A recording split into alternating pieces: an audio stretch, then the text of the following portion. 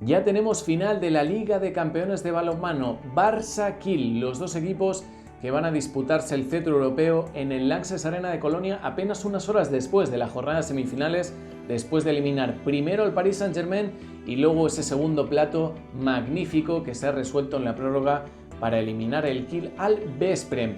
Los húngaros, que eran seguramente otro de los grandes favoritos al título, se esperaba que se citaran con el Barça en la final, pues finalmente van a tener que disputar la final de consolidación.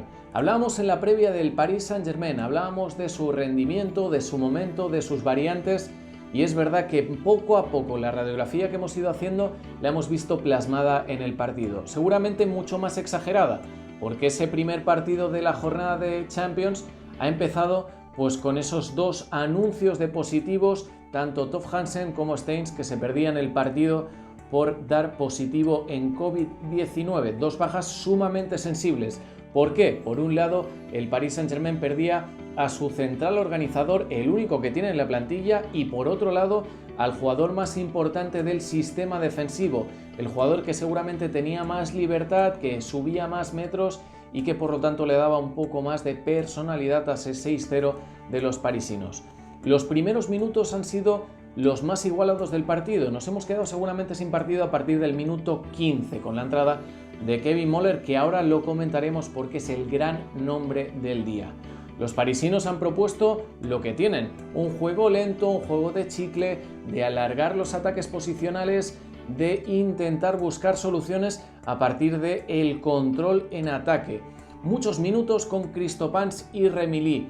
Ya decimos que no tenía más Raúl González, más allá del omnipresente siempre Mikkel Hansen en la izquierda y de Prandi, que es ese jugador que decíamos antes que tiene un asterisco, porque es verdad que tiene unas condiciones físicas muy interesantes, pero por otro lado es verdad que aún tiene muchas limitaciones, se le ve excesivamente verde para un rol importante en un equipo como el Paris Saint-Germain.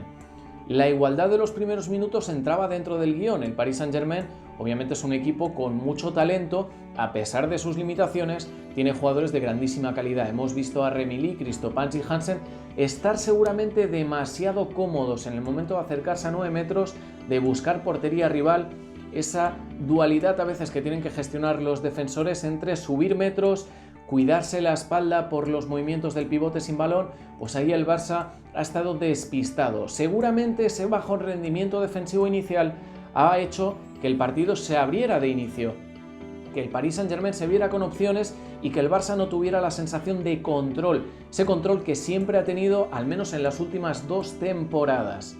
Al no tener la capacidad de tener el balón, de retenerlo, de recuperarlo sobre todo, no ha podido subir rápido, de proponer velocidad al partido, y en ese momento, al no haber velocidad, el Paris Saint-Germain con un ritmo bajo se siente bien.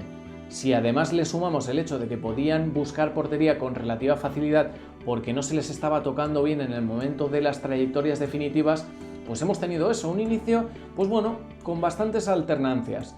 En ese momento Xavi Pascual ha empezado a modificar cosas, hemos visto un primer momento con un 5-1 con Aitor Ariño de avanzado, es verdad que han sido simplemente un par de acciones aisladas, y el momento clave, la decisión que seguramente ha cambiado el partido, la entrada de Kevin Moller en el minuto 12 por Gonzalo Pérez de Vargas. Gonzalo, que no ha tenido hoy su mejor día, tan solo ha tocado un balón, pero es que Kevin Moller lo ha tocado absolutamente todo, especialmente cuando tenía que hacerlo, en el momento que el partido estaba abierto y como uno de los grandes porteros, con esas etiquetas que a veces se tiene debajo de los palos, que tienes que parar y sobre todo parar en el momento justo. Pues eso es lo que ha hecho Kevin Moller.